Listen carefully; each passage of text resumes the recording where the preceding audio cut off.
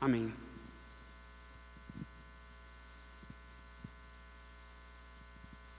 Saúdo a igreja com a graça e a paz do nosso Senhor Jesus Cristo, amém? Saúdo também aqueles que estão em casa, que não puderam estar presentes, que estão enfermos ou por algum outro motivo não puderam vir. E eu queria abrir o coração que eu estou muito grato por poder estar aqui à frente, nesse momento. E também estou muito nervoso, porque além de ser a primeira vez que eu estou falando à frente da igreja, é isso, além de ser a primeira vez que eu estou falando à primeira igreja, é justo no culto do domingo, que é o mais cheio, assim. E então, o Rev, quando pediu para que eu viesse aqui pregar, eu coloquei a minha melhor roupa.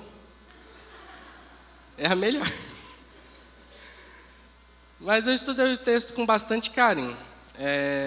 Eu acredito que, apesar da minha limitação, apesar do nervosismo, eu creio na suficiência de Deus. Eu creio que Ele é capaz de me ajudar a trazer a palavra dEle. Então, para hoje, eu preparei a mensagem em Mateus 16, do versículo 13 ao versículo 17, na versão da NAA. E a gente vai tratar de um tema que é central do Evangelho. O tema é: em que consiste a nossa fé? Então, se os irmãos puderem acompanhar comigo a leitura. Indo Jesus para a região de Cesareia de Filipe, perguntou a seus discípulos: quem os outros dizem que é o Filho do Homem? E eles responderam: uns dizem que é João Batista, outros dizem que é Elias, e outros dizem que é Jeremias ou um dos profetas. Ao que Jesus perguntou: e vocês, quem dizem que eu sou? Respondendo Simão Pedro disse: o Senhor é o Cristo, o Filho do Deus vivo. Então Jesus lhe afirmou: bem-aventurado é você, Simão Bar-Jonas, porque não foi carne e sangue que revelaram isso a você, mas meu Pai que está nos céus. Então, vamos ter um momento de oração, pedindo para que Deus ilumine o nosso entendimento. E pedindo para que Ele deixe as nossas distrações lá fora. Senhor Deus, nós estamos aqui reunidos, Pai.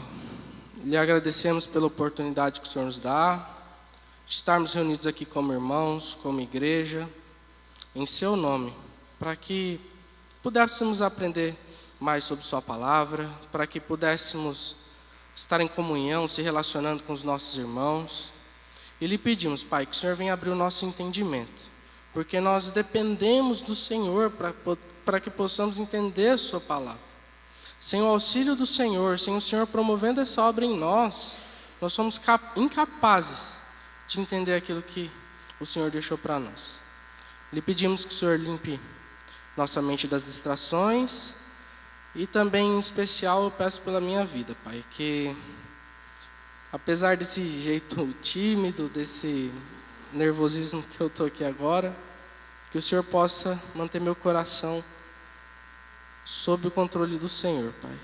Em nome do Senhor Jesus que nós oramos e agradecemos. Então eu gostaria de começar fazendo algumas perguntas para exercício. Já perguntaram quem é Jesus para você? Ou já falaram sobre Jesus para você? Que tipo de descrição que essa pessoa, quando foi falar com você sobre Jesus, ela deu? Será que ela falou que Jesus era apenas uma pessoa importante do passado?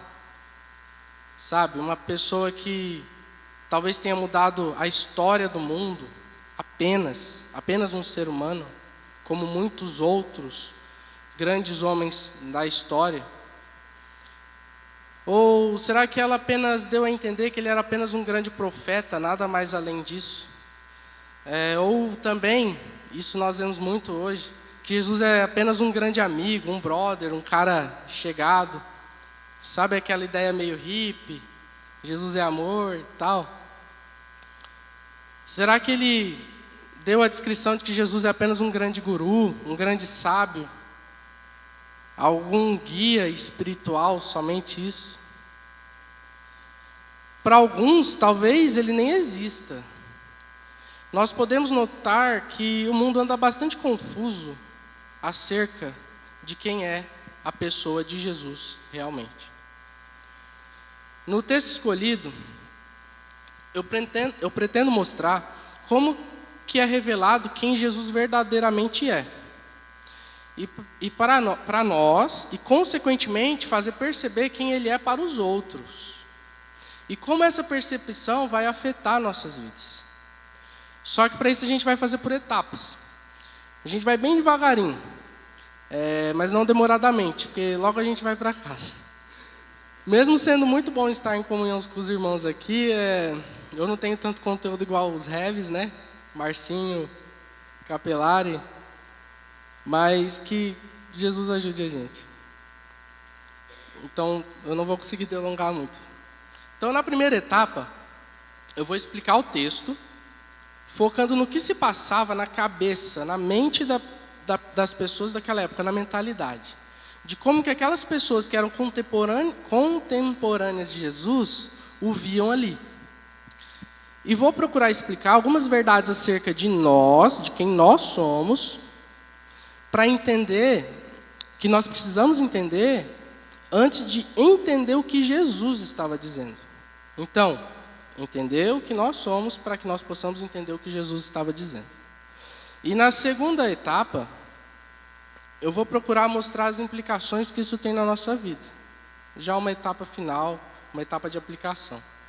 No sentido de, após conhecer essa verdade, o que deve mudar em meu comportamento ou no meu relacionamento com Jesus.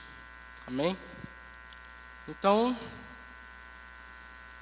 dado o caminho, vamos para a primeira etapa. Então vamos para o texto, para o primeiro versículo. Jesus, indo para a região de Cesareia de Filipe, perguntou a seus discípulos: quem os outros dizem que é o Filho do Homem? Jesus, ele faz uma pergunta. E ele faz uma pergunta para quem? É importante a gente notar isso. Ele faz uma pergunta para os discípulos. E sobre o quê? Sobre o que os outros estavam dizendo sobre ele.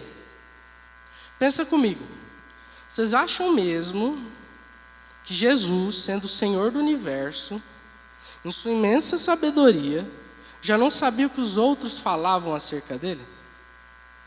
Sabemos que nós não podemos esconder nada de Jesus. A gente consegue ver isso em diversas passagens. Por exemplo, quando ele confronta os fariseus, não apenas demonstrando o conhecimento da lei, mas também sondando as intenções e a mente do coração de cada um deles. Um exemplo disso está em Mateus 9, 1, 4. Eu trouxe aqui, não precisa se preocupar em projetar. Eu não passei o texto para eles. Que diz assim: entrando num barco, Jesus passou para o outro lado do mar e foi para a sua própria cidade. E eis que lhe trouxeram um paralítico deitado num leito. Jesus, vendo a fé que eles tinham, disse ao paralítico: coragem, filho, os seus pecados estão perdoados. Agora lembra, não tem como esconder nada de Jesus. Mas alguns escribas diziam entre si: ele está blasfemando. Jesus, porém, olha aqui, conhecendo os pensamentos deles, disse: por que vocês estão pensando o mal em seu coração? O nosso coração não está oculto diante de Deus. Outro exemplo, agora não com os fariseus, mas com os próprios discípulos. Os discípulos ficavam se questionando algo que Jesus disse e percebe isso, até o interior de cada discípulo ali. Lá em João, capítulo 16, do versículo 5 e 6. Olha o que diz lá. O contexto dessa passagem é quando Jesus está falando que ele precisa ir ao Pai e depois vai retornar para poder enviar o Consolador. E os discípulos não entenderam muito bem isso. Então, olha o que diz aqui, ó. Mas agora vou para junto daquele que me enviou. E nenhum de vocês me pergunta para onde o Senhor vai? Pelo contrário. E olha o coração de novo. Porque eu lhes disse essas coisas, a tristeza encheu o coração de vocês. Olha Jesus olhando para o coração de novo.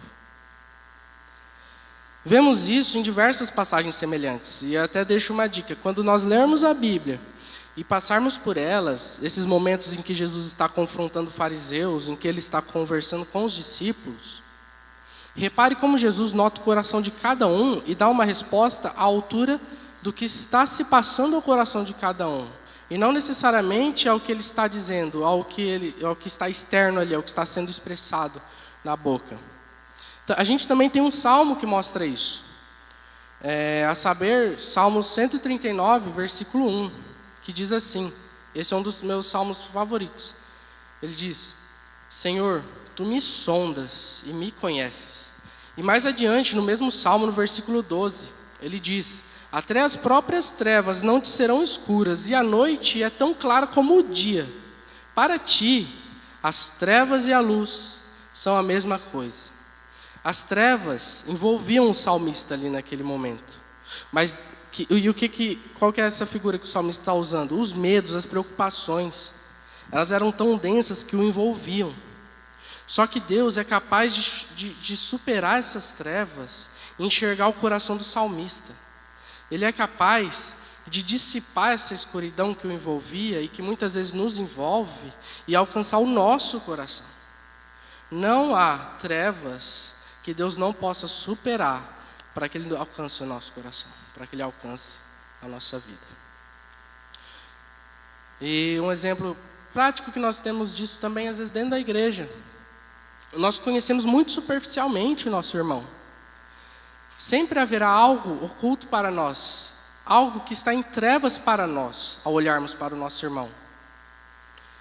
Nós olhamos para a pessoa, nós muitas vezes não conhecemos o coração dela, a inteireza dela. A gente conhece o jeito dela, conhece como ela pode se comportar, conhece a personalidade dela. Mas o coração, esse é só Jesus.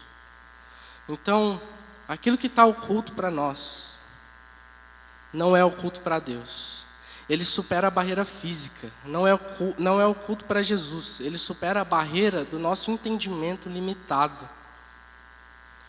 E muitas outras passagens nos mostram esse atributo de Deus, a onisciência, que Ele é capaz de saber todas as coisas e o que se passa na mente e no coração de cada um.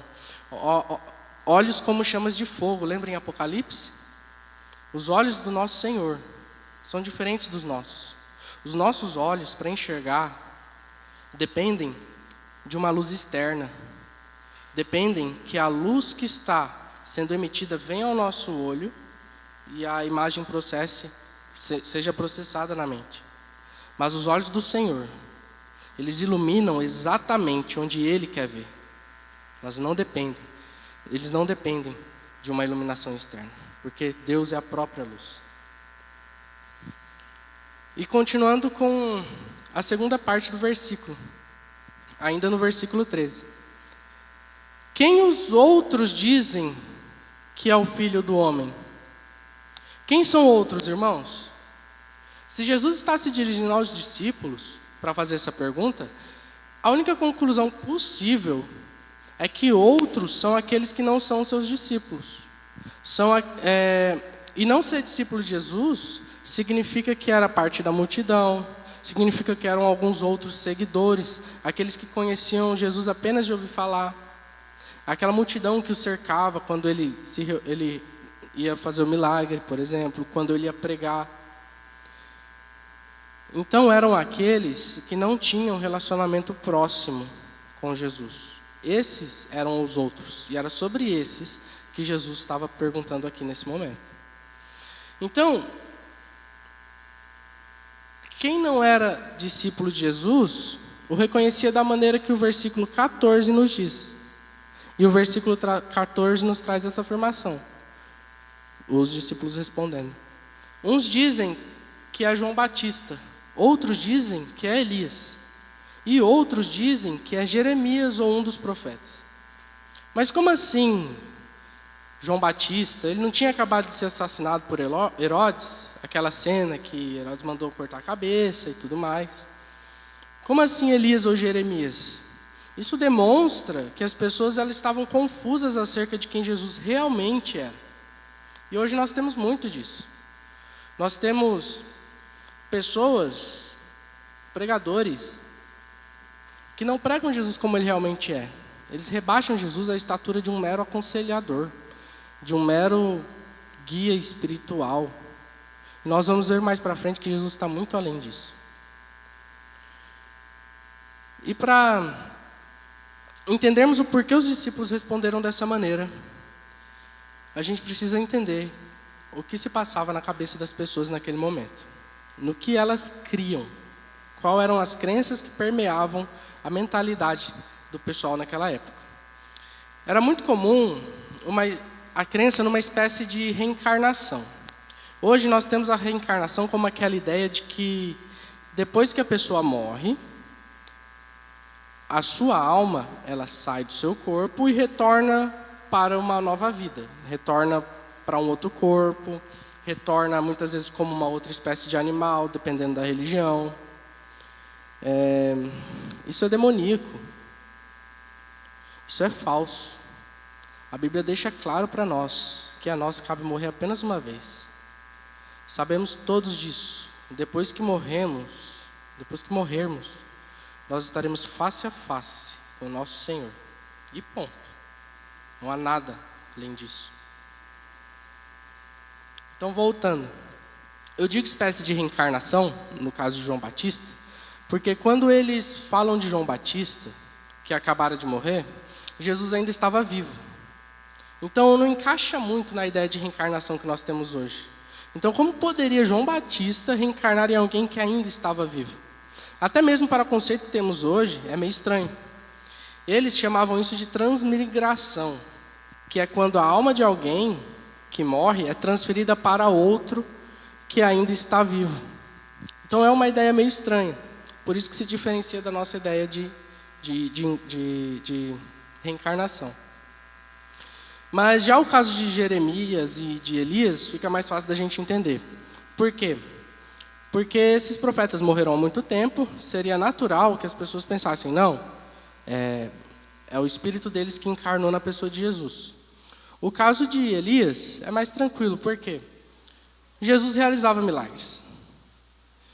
Os maiores feitos milagrosos dentre os profetas, eles estão relatados na história de Elias. Então era muito fácil, segundo a crença da época, crer que Jesus fosse a reencarnação de Elias. Jesus realizava muitos milagres. O vinho, a água em vinho, a expulsão de demônios, diversos outros. Já o caso de citar Jeremias tem a ver com o fato de as pessoas perceberem que o ministério de Jesus era constantemente rejeitado pelas autoridades religiosas da época. E esse tipo de coisa aconteceu com Jeremias, porque era um profeta que quase ninguém dava ouvidos.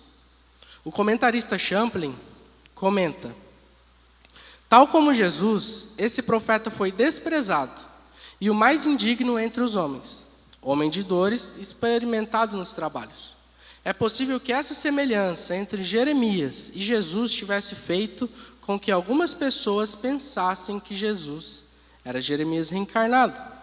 E o livro apócrifo de 2 Macabeus, para sustentar a ideia da reencarnação, também relata algo sobre uma profecia acerca do retorno de Jeremias, como uma espécie de anjo da guarda de Israel, uma espécie de protetor. É uma crença que surgiu em meio àquele povo perdido e confuso. As pessoas estavam perdidas, confusas. Estavam envoltas em uma mentalidade, em uma religiosidade da sua época. Repara como esse pensamento é perigoso. É um absurdo pensarmos em termos de reencarnação, porque rebaixa a natureza do nosso Senhor, a limita e reduz a natureza do nosso Senhor a um mero mortal. Eu estou dizendo que um homem morreu, um homem limitado, morreu e ressuscitou na figura de Jesus. Eu estou dizendo que Jesus é igual a essa pessoa. É um mero homem. Homens usados por Deus? Claro. Mas ainda pecadores e carentes da graça de Deus. Eu estou dizendo que Jesus é como um homem pecador. Isso é um pensamento muito perigoso. Esses homens dependiam da mesma graça que eu e você dependemos. Jesus não é um mero mortal. Será que a gente já parou para pensar que naquele pequeno ventre daquela mulher simples e comum de Nazaré estava sendo gerado o corpo daquele que sustenta todo o universo com a palma da mão, daquele que venceria a morte e o pecado? Será que a gente já parou para pensar nisso? Naquele pacotinho simples, esse é o termo que o pregador do aniversário usou. Eu esqueci o nome, amigo do Heavy, mas eu achei muito interessante. Aquele pacotinho simples, aquele bebê frágil, era o Senhor do universo. Jesus não é um mero ser humano. Jesus é Deus homem. Não é um mero personagem histórico. Não é um ser humano qualquer. Então, continuando com o texto, no versículo 15. Ao que Jesus perguntou, agora ele muda a direção da pergunta. E vocês, quem dizem que eu sou? Respondendo, Simão Pedro disse: o Senhor é o Cristo, o Filho do Deus vivo. Então agora Jesus se volta para os seus discípulos e faz essa mesma pergunta. E Pedro, com aquela personalidade explosiva e mais para frente, o Marcinho comentou isso na série que ele pregou sobre as pessoas extraordinariamente comuns, que Pedro era aquele cara que dava a cara a tapa. Se alguém fizesse uma pergunta, ele era aquele que queria responder primeiro. Ele sempre era mais para frente. Então, Pedro, com essa personalidade, faz uma das declarações mais bonitas e profundas, o resumo da nossa fé, que podemos encontrar no Evangelho.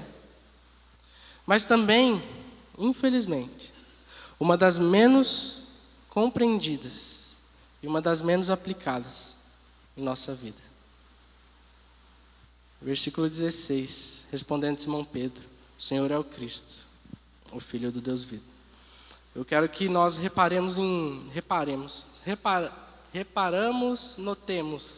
notemos três termos chave que Pedro usa nessa declaração. O primeiro termo, ele usa Senhor. O que é Senhor?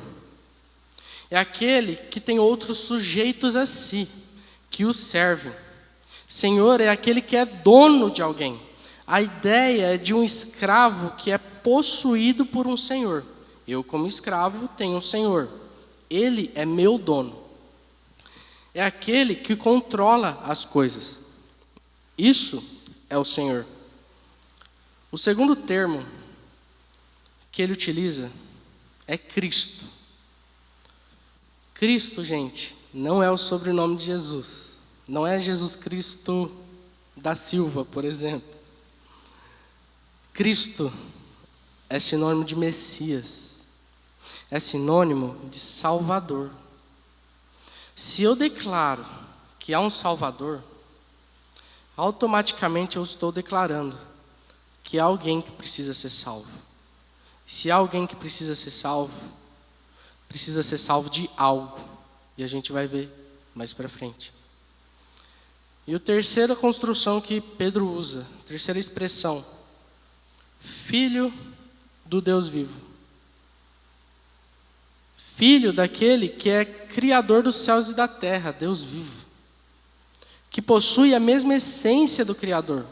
Os nossos filhos possuem a nossa essência, possuem o nosso DNA. Ele é gerado de nós. Filho gerado do próprio Deus, do detentor da vida. o único que verdadeiramente tem vida em si, do único Deus verdadeiro. Ao dizer isso, ele automaticamente descarta como lixo todos os deuses pagãos, deuses mortos, toda a pluralidade de religiões e crenças. Ele reconhece que há apenas uma única fonte de vida, de verdadeira vida, que é Jesus.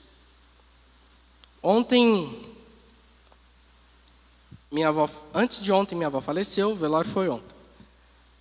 E aí tem aquele trecho que a gente vai com aquele caminhãozinho que carrega o caixão até o túmulo. E no caminho de volta, lá no centro do cemitério, tinha uma espécie de montezinho assim, um morro com uma cruz no centro. Em volta tinham várias espécies de plataformas assim, e espalhadas por aquelas plataformas, tinham várias figuras de gesso colocadas ali. Tinha champanhe também, várias velas queimadas. E bem no centro, bem ali ao pé da cruz, tinha a figura de um Budinha. A gente sabe, né, quem é o Buda? Aquele gordinho, colocado bem lá embaixo. E ele estava com metade da cabeça quebrada. Esses deuses, ao qual muitas pessoas se ajoelham, eles não passam de nada perto do Deus vivo. Isaías conta uma descrição legal no livro dele, de como o ser humano é tolo. Qual é o cúmulo da tolice que o ser humano consegue chegar. E aí, parafraseando ele diz assim: então o ser humano pega seu machado, corta uma árvore, corta uma pedra, esculpe uma imagem, uma forma, e se ajoelha diante daquela coisa morta, e diz: és meu Deus. A ideia é mostrar quão tolos muitas vezes nós somos. Então, parafraseando a fala de Pedro, o Senhor é o Cristo, Filho do Deus vivo, é como se ele dissesse mais ou menos assim: tu és o dono de todas as coisas, e não apenas dono, mas salvador também de pecadores, e o único que é verdadeira fonte de vida. É isso que Pedro está declarando. Só que nota algo interessante. Repara como Pedro faz a declaração, não se envolvendo nela inteiramente. Repara que ele não declara: o Senhor é meu Cristo, meu Salvador. Nesse momento, a fé dos discípulos ainda era infantil. Uma pequena chama, estava no começo. Nós percebemos isso, tanto que Pedro, mais para frente, faria aquela declaração, né? Aquela negação de Jesus 3 vezes, pouco antes do nosso Senhor ser crucificado. Então nota como era uma fé ainda infantil. Talvez ele ainda não tenha entendido, naquele momento, a profundidade da cegueira que o pecado lhe causava, embora soubesse que era pecador. Há uma diferença entre nós entendermos essa profundidade e apenas nós sabermos que nós somos pecadores. Talvez ele não tenha entendido ainda a profundidade do relacionamento que nós devemos ter com Cristo. Grandes estudiosos da Bíblia, grandes teólogos, não no sentido da qualidade dos seus escritos, mas no sentido de serem bem conhecidos pela academia, uma vez que são liberais, que não assumem a Bíblia como palavra de Deus como ela é. Grandes historiadores, enfim, eles são capazes de olhar para a nossa teologia e dizer: olha, para os cristãos, Jesus é um salvador dos pecados da humanidade.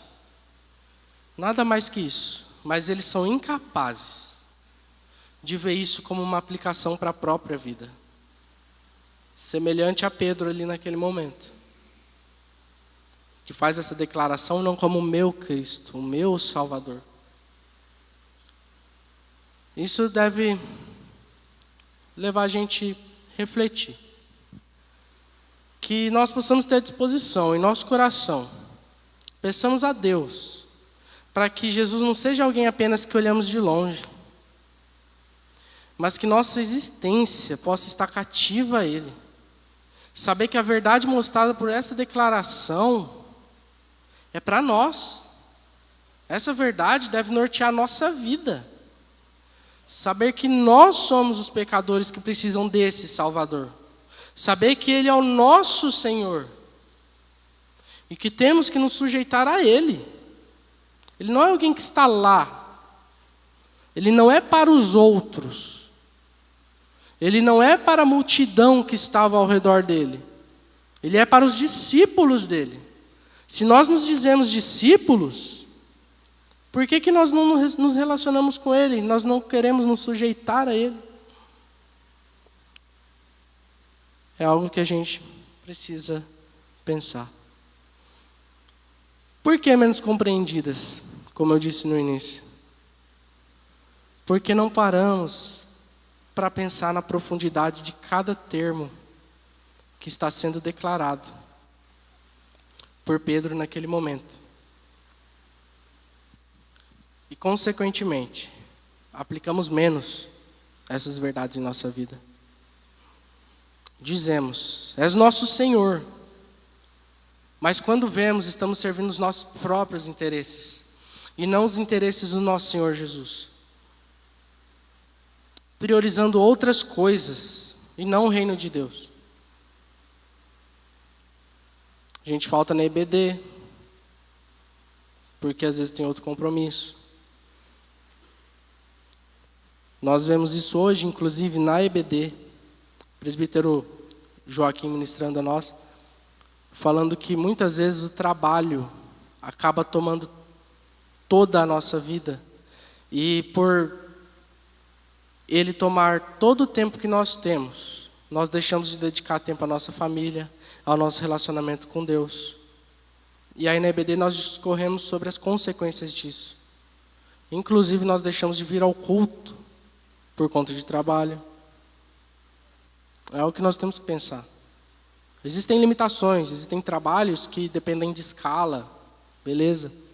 Desde que ele não seja uma prioridade no seu coração. Nota, o problema não é o trabalho ou outra coisa que permeia a nossa vida. O problema é o papel que ele ocupa no nosso coração. As coisas têm que estar onde elas devem estar. Nós dizemos, é nosso Cristo, nosso Salvador, mas estamos constantemente tentando nos salvar com nossas obras, sem perceber. Nós não nos consideramos necessitados de um Salvador. Pensamos que somos autossuficientes para nos salvar. Ao invés de depositar a nossa confiança na obra do nosso Senhor na cruz, fazendo isso, nós estamos declarando que Jesus é um incompetente, que nós precisamos ajudá-lo a nos salvar. Que ajuda nós poderíamos oferecer? Que ajuda Jesus Cristo precisaria para nos salvar? Ele é Criador do céu e da terra. Sem Ele, nada do que existe viria a existir. Quem pode aconselhar Deus? Ninguém. Deus pergunta para Jó, onde você estava quando eu lancei os firmamentos da terra? Ninguém consegue aconselhar Deus. Ele é detentor de toda a sabedoria. Ele sabe o que faz e sabe como faz e tem poder para fazer. Ele não precisa da nossa ajuda para promover a salvação em nossas vidas. Nós também dizemos, és a fonte da nossa vida, o centro dela. Mas estamos constantemente depositando nossa confiança em bens, status, casa, carro, dinheiro, outros deuses. Nota que o ídolo só muda de forma. A nação de Israel tinha aquelas imagens esculpidas. Nosso ídolo hoje só ganhou 4 rodas. É algo que a gente tem que pensar. Coisas essas perante a qual nós nos ajoelhamos, que são incapazes de trazer vida. A gente confia mais numa casa de palha, que ao menor vento se desfaz, do que confiar naquela casa sólida, que é Cristo que constrói. Que possamos clamar a Deus para que Ele nos livre desse coração assim. Que Ele continue promovendo em nós a sua obra de santificação. É pela graça dEle, irmãos. Sem Ele, nós estamos perdidos. E continuando com o texto, para que possamos prosseguir para a próxima etapa. Então, o versículo 17 agora. Então entende como isso tem que ser uma realidade latente para a nossa vida? Entende que muitas vezes nós falhamos nisso. E que nós dependemos da graça dEle, somente da misericórdia dEle, para que Ele nos mantenha no caminho. É isso que nós devemos ser levados a pensar. Então, versículo 17. Então Jesus lhe afirmou: bem-aventurado é você, Simão Bar-Jonas, porque não foi carne e sangue que revelaram isso a você, mas meu Pai, que está nos céus. Para entendermos esse versículo, a gente precisa entender duas coisas. A primeira é que, como seres criados, como criaturas, nós não somos autossuficientes. O único ser que é autossuficiente em si é o próprio Deus. Todas as outras coisas, nós, toda a criação, o firmamento, os planetas, os animais, o universo, todas as coisas, toda a criação, todas elas, sem exceção, dependem de Deus que as trouxe à existência. Nenhuma passou a existir por si própria. Deus é o único que não depende de nada para que Ele possa existir. Tudo aquilo que não é o próprio Deus é criatura. Essa é a primeira coisa que nós precisamos entender. Então nós somos criatura, nós somos limitados. E a segunda coisa que precisamos entender é que, sendo assim, nós já somos sujeitos à condição de criatura. E o que isso nos limita? Como criaturas, nós não podemos compreender a grandiosidade da sabedoria de Deus por completo. Somente Ele é capaz de entender. Mesmo no Éden, mesmo antes do pecado, éramos seres que dependiam de Deus para existir. Éramos seres que dependíamos da graça de Deus para estar ali. Nós éramos criatura. Se Deus não quisesse ter nos criado, Ele não teria criado. A nossa existência depende do próprio Deus. Estamos em condição de criatura. Porém, essa é a diferença nossa hoje para a realidade da humanidade no Éden. Ainda nos relacionávamos com Deus como deveria ser. Entendíamos quem Deus era. Nosso relacionamento não era quebrado. E o víamos face a face. Não é isso? Deus descia todas as tardes para conversar com Adão, cara a cara. Era assim o nosso relacionamento com Deus, próximo. Só que aí veio a queda. O pecado entrou no mundo, o ser humano morreu, sofreu todas as consequências e sofremos até hoje. E foi posto um abismo entre nós e Deus que nós não poderíamos atravessar e que nós não podemos atravessar. Então essa condição de criatura que já limitava o entendimento acerca de Deus, mas atenção, no sentido de que somente Deus é o conhecedor de todas as coisas e nós como criaturas não somos, beleza? Essa condição se agravou com o pecado. Antes entendíamos Deus que era o nosso Senhor, era o único Deus vivo. Com o pecado nós não pensamos mais assim. Isso afeta nossas vidas, grandemente, em todas as áreas. Uma vez que o nosso relacionamento com Deus é quebrado, e uma vez que o nosso relacionamento com as pessoas depende de como é o nosso relacionamento com Deus, o nosso relacionamento com as pessoas também é quebrado. Em um conflito, isso foi falado no curso de casais, pelo pastor Paulo Andreus. Em um conflito, quando nós entramos em conflito, entramos em choque com o nosso irmão, com o nosso amigo, com o nosso colega de trabalho, com o nosso cônjuge, A primeira tendência nossa é ir lá pedir perdão? É lá e querer reconciliar? Não é, irmãos. Nós sempre queremos virar as costas, achar que nós estamos certos. A nossa tendência é sempre romper com a pessoa. Se não é a graça de Deus nos segurando, nós rompemos. Então, essa condição se agravou. E, voltando para o texto, após a declaração de Pedro, Jesus responde: bem-aventurado é você, Simão Bar-Jonas, porque não foi carne nem sangue que revelaram isso a você. Então a gente entendeu essas duas condições, essas duas coisas que nós precisamos para poder compreender agora a chave do versículo. Quando Jesus diz que não foi carne e sangue, ele está mostrando que existe um tipo de conhecimento acerca de Jesus, acerca de Deus, que não há nada que Pedro, ou qualquer ser humano do mundo, ou qualquer criatura que é limitada, possa fazer para adquirir.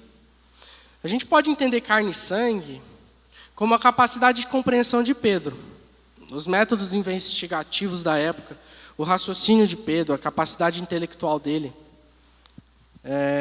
o esforço, os sentidos. A gente pode entender carne e sangue como essas coisas. Só que quando Jesus declara que não foram elas que revelaram essa verdade, Jesus está automaticamente mostrando: existe um tipo de conhecimento, de ciência, da compreensão acerca de que Deus é, que não é adquirido por nenhum esforço humano, por nenhum esforço de raciocínio, desde a pessoa mais culta e intelectual até a pessoa mais simples. Nenhuma espécie de investigação textual, de método histórico, de método investigativo, de crítica textual, nenhum tipo de estímulo humano que nós possamos sentir, nada disso é capaz de revelar essa verdade que foi revelada a Pedro. E aí nós vamos ver como que isso foi revelado a ele. Então Jesus termina dizendo: não foi carne e sangue. Aí ele fala: mas meu Pai que está nos céus. Então a gente pode concluir que a compreensão de que Jesus é o nosso Senhor e Salvador, Filho do Deus vivo, aquele que é digno de toda honra e glória, que é o Senhor de toda a criação e que governa nossas vidas, ela só pode ser concedida pelo próprio Deus. Esse tipo de conhecimento só desce ao nosso coração se o próprio Deus levar nesses 20 centímetros daqui para cá. Somente Ele é capaz de fazer isso. Por quê? Pois em nossa condição de criaturas caídas em pecado, nós não temos a capacidade de nos libertar sozinhos do poder que nos cega, que nos impede de ver e entender verdadeiramente quem Jesus é. Nós precisamos de um agente externo a nós. Por nós mesmos somos incapazes de chegar a essa compreensão. Mas Deus não quer a gente, mas a gente não precisa de qualquer agente externo, não é qualquer coisa, só tem uma. E esse agente externo é o próprio Deus, porque Ele é o único que tem poder para quebrar as amarras do pecado. Ele é o único que tem poder para nos livrar dessa cegueira. Tem um testemunho, eu estava à tarde terminando de organizar algumas coisas no sermão, e com a ajuda do Rev, e eu trocava algumas mensagens com o grupo de estudos que eu tenho do seminário que eu faço. E eu falando sobre essa passagem, ele abriu o coração e ele contou o testemunho dele. Ele lembra que na época ele era viciado em maconha, e ele falava assim: maconheiro eu nasci, maconheiro eu vou morrer. Então olha como a mentalidade dele estava aprisionada a uma condição. E aí ele disse isso. Só que logo em seguida ele disse: eu estava preso naquela mentalidade, mas se não fosse o próprio Senhor que tivesse aberto meu entendimento, eu jamais teria saído de lá. Então nota como que é um agente externo, como que não parte de nós, não parte de algo de dentro de nós. É só do próprio Deus. Somente Deus pode vencer o pecado que nos aprisiona e nos libertar. Não é o nosso poder de convencimento, não é o poder de argumentação, nada. Somente a vontade e o poder de Deus em nos libertar. Somente a vontade dele. Se ele nos deu o verdadeiro entendimento de quem ele é e de que ele é o nosso Senhor e Salvador, que somos pecadores e que precisamos de um Salvador, que nós possamos agradecer a ele. Porque ele foi bom para nós. E ele é bom para conosco. Ele, no seu eterno decreto, na sua eterna vontade, olhou para nós e falou: para aquele ali, eu vou revelar que meu filho será o salvador dele. Só que, inclusive, isso muda até a maneira que nós oramos pelas pessoas que nós queremos que sejam alcançadas. A gente orar: Senhor, alcança minha família, alcança meus amigos. Só que às vezes parece que a gente ora meio sem fé, não crendo que Deus seja capaz de fazer isso. Sabe por quê? Porque muitas vezes nós estamos crendo que depende muito mais da capacidade da pessoa em aceitar ou rejeitar o evangelho que nós pregamos. Mas não depende dela. Depende unicamente do poder de Deus em alcançar aquele coração. E isso nos faz descansar. Por quê?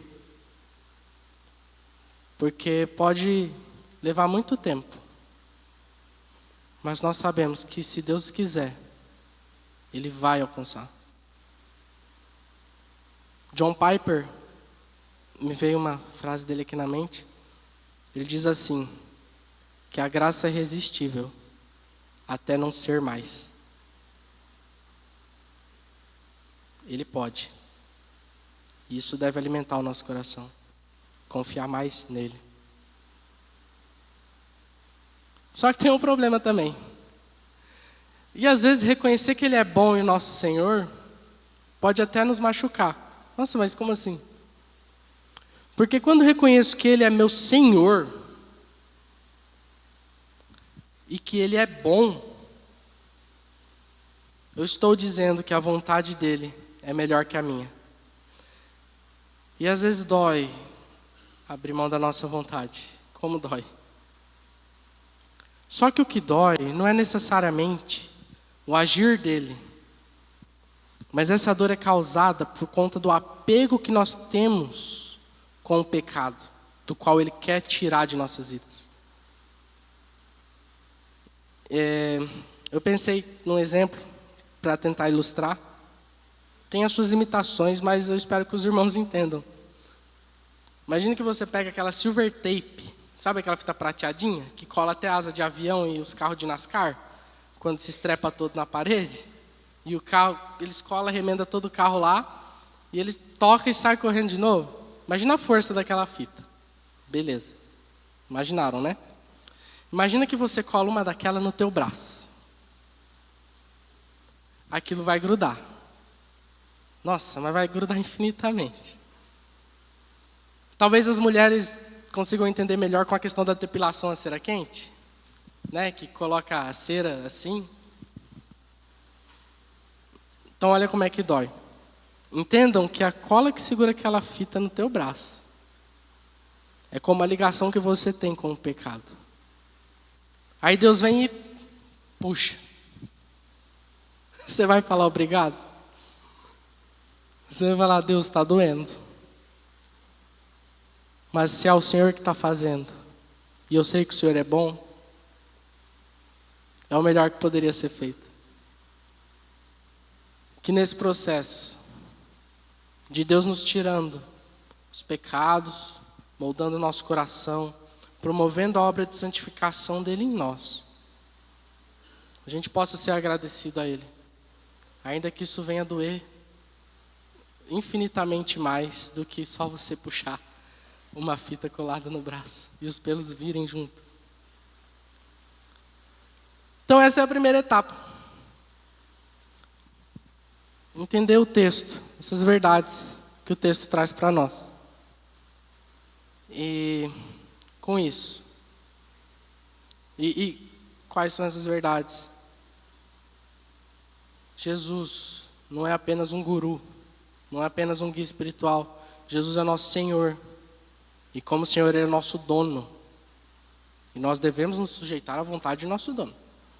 Entender também que esse tipo de conhecimento, para descer para o coração, não há nada, não há poder nenhum, não há capacidade humana, não há ferramental, não é capacidade de argumentação, não há nada. Mas é somente o próprio Deus que pode fazer sair daqui e descer para o coração. Essas são as verdades que o texto nos traz. E aí, para encerrar, eu quero mostrar os efeitos práticos, como dito anteriormente, disso em nossas vidas. E o Heavy me deu uma ajuda durante todo o sermão, né? Fui perguntando ao Heavy, eu coloco assim, coloco assado e tal. E aí ele linkou 3 pontos, que eu falei, esse aqui tá tão bom que eu nem vou mexer. Aí tá muito certeiro que eu nem vou mexer. Primeira coisa, primeiro ponto para aplicar nas nossas vidas. O pecado nos cega de tal forma que nos faz pensar acerca de Jesus apenas como um mestre, no sentido de sabedoria retórica, como uma forma de amor irresponsável, um cara legal, sabe? Alguém que não exige um compromisso. É por isso que as pessoas não se relacionam com Jesus, dizem as coisas que dizem. As pessoas que não se relacionam com Jesus dizem as coisas que dizem. Porque, por apenas enxergar Ele não como um Senhor e dono das suas vidas, mas apenas como esse amigão, elas prestam uma obediência errada. Elas não prestam uma obediência de como se Ele fosse dono da vida delas e que a vida delas dependesse disso. Eu era do time que defendia que a gente poderia chamar Jesus de você. Nos louvores, por exemplo. Só que depois que a gente entende essa verdade, a gente vê que isso não é muito possível, ou pelo menos não condiz muito com a realidade de quem Jesus é. Você é um termo tão incapaz de tratar alguém de natureza tão grandiosa como Deus merece ser tratado. É um termo tão insuficiente. É um termo comum. Ele não é igual a nós, ele é de natureza diferente da nossa. Ele é Senhor dos senhores. Ele não é criatura limitada igual a nós. Ele é Criador. A vida não provém de nós, não há vida em nós mesmos. Há vida nele.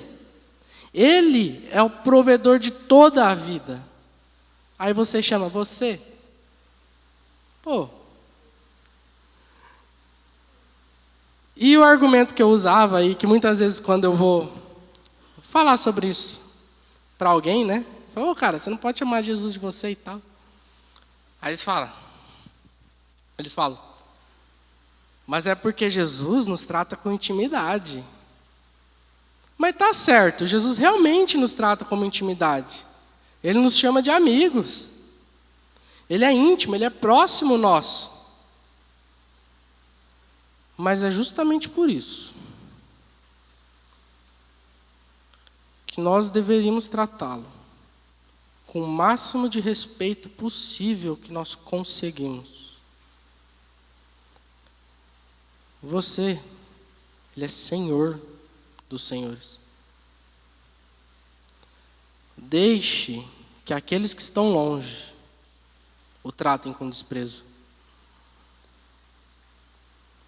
Mas que eles estejam cientes que eles vão sofrer as consequências no dia final. quando o nosso Senhor Jesus voltar. Mas se você é daqueles que se relacionam com Jesus, que é discípulo, pensa nisso. Ele é o nosso Senhor. Ponto. Segundo ponto de aplicação. O conhecimento humano é incapaz de ver Jesus como o Cristo, Messias, o Filho do Deus vivo. Para enxergar isso, Jesus como nosso Senhor, Salvador, não como um mero discurso religioso, mas como uma verdade que arde em nosso coração, é impossível que isso venha de nós. Eu gosto de ilustrar da seguinte forma. Tem um vídeo do Jesuscope, um canal fala sobre o evangelho muito bom, Douglas Gonçalves, o nome de quem ministra, né, as mensagens. Ele usa uma ilustração e fazendo alguns ajustes, eu queria mostrar. Eu queria usar essa ilustração. Eu queria que você agora se imagine no fundo de uma cela trancada, a qual você sempre esteve aprisionado nela. Lugar escuro, no subsolo mais profundo, sem luz alguma, um ambiente úmido, um ambiente sujo, parecido com as celas que o apóstolo Paulo estava preso. Quem assistiu o filme Apóstolo Paulo vai conseguir ter uma ideia do que era. Tudo aquilo que você puder fazer naquela cela são meios incapazes de te libertar dela. Ainda mais porque você nem sequer está de pé dentro dela tentando sair. Você está morto, você está caído no chão. E todas as suas faculdades e recursos, elas estão presas com você. Elas estão mortas com você. Todo o seu conhecimento, todo o seu intelecto, se ainda estiver morto no pecado, está morto com você. Você é incapaz de usá-lo para entender as palavras do Senhor Jesus. Nós somos essa pessoa dentro da cela, mas que Jesus veio com as chaves da tranca, abriu o portão, entrou, nos pegou no colo, e não só isso, colocou vida em nós, e agora Ele nos ensina a caminhar fora daquela cela. Ainda que tenhamos cicatrizes que ainda nos causem dor da nossa antiga vida, Ele vai curando cada ferida pelo caminho e prometeu estar ao nosso lado. É nisso que nós devemos descansar. Somente Ele é capaz de nos fazer enxergar, de nos libertar e de nos fazer entender essa verdade, que Ele é o Cristo, o Filho do Deus vivo, o nosso Senhor. Que isso possa nos levar à gratidão. Saber que Cristo nos libertou do que jamais poderíamos nos libertar sozinhos. Se é que nós podemos nos libertar de alguma coisa sozinhos, que poder há em nós? Todas as nossas obras diante de Deus, Isaías nos relata, são como trapos de imundícia. São desprezíveis. Trapo de imundícia era o que o leproso usava para enrolar nas feridas. E aquelas feridas com o tempo iam apodrecendo aquelas faixas. E o cheiro ia exalando. Imagina o cheiro de carne podre exalando. As nossas melhores obras são como elas diante de Deus. Provocam ânsia em Deus. Que possamos reconhecer essa verdade e que ela nos humilhe todos os dias da nossa vida, mostrando que nós não somos autossuficientes. Pois muitas vezes, infelizmente, queremos dizer que a ideia de amá-lo, primeiramente, partiu de nós. Mas nos esquecemos que foi Ele quem nos amou primeiro. Terceiro ponto. Terceiro e último ponto da aplicação. Que a nossa fé consiste em saber que Jesus é o Cristo, o Filho do Deus vivo, e que o Espírito Santo quem nos revela essa verdade. O Cristo requer compromisso de cruz. Ao entender e ter isso para a vida, estaremos blindados contra todo e qualquer discurso que tente mostrar que Jesus não é o que Ele realmente é. Crer nessa verdade é não ficar confuso igual ao mundo acerca das pessoas de Jesus. Igual ao mundo acerca de Jesus. É não ficar confuso igual elas. Jesus é simplesmente Salvador. E entender isso também deve nos levar a uma vida de obediência. A cruz. Gerar gratidão em nosso coração por essa libertação que Ele promoveu em nós. Por essa verdade, por Ele ter aberto os nossos olhos, por Ele ter feito, por Ele ter tirado aquele nosso coração de pedra, morto, sólido, rígido, inanimado, sem vida, e ter colocado em nós um coração de carne que pulsa e vive para Ele. Nós devemos ser gratos, nós jamais conseguiríamos fazer isso. E como sei que isso não é uma mera descrição distante acerca de quem Jesus é para mim, mas que isso faz parte da minha vida agora. Porque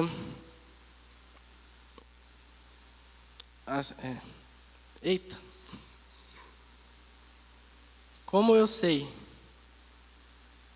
que eu não estou encarando isso apenas como um mero discurso religioso?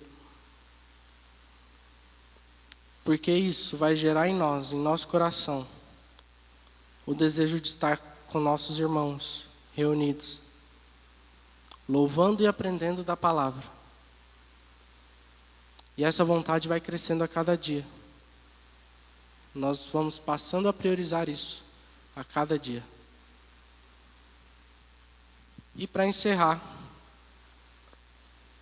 essa caminhada só é possível porque Ele faz ela possível. E porque Ele cuida de nós. Que possamos orar pedindo para que Deus nos ajude e continue conduzindo. E a glória seja toda e exclusivamente de Cristo Jesus, nosso Senhor. Amém? Então que a gente possa ter um momento de oração.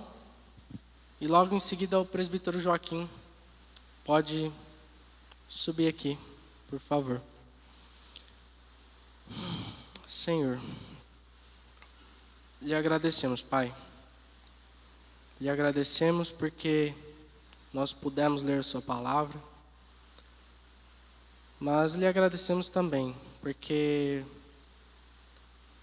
o Senhor nos ajuda a reconhecer que para compreendê-la, que para que ela seja aplicada em nossas vidas, não depende de nós, não depende de nada que nós possamos oferecer, mas depende somente do Senhor e da sua vontade. E quão felizes nós somos, Senhor Deus, por o Senhor ter decidido revelar isso a nós, porque nós não somos capazes, ninguém é, de ter convencido o Senhor a revelar isso para nós. Isso é graça do Senhor. Ainda que nós não saibamos o motivo, nós sabemos de uma coisa, que é para a glória do Teu nome. Ainda que nós não vejamos motivo em nós, é para a glória do Teu nome, Pai. Que a cada dia o Senhor nos ajude e nos conduza a sermos submissos cada vez mais à sua palavra, enquanto o Senhor vem curando nossos corações. Em nome do Senhor Jesus que nós oramos e glorificamos o Senhor. Amém.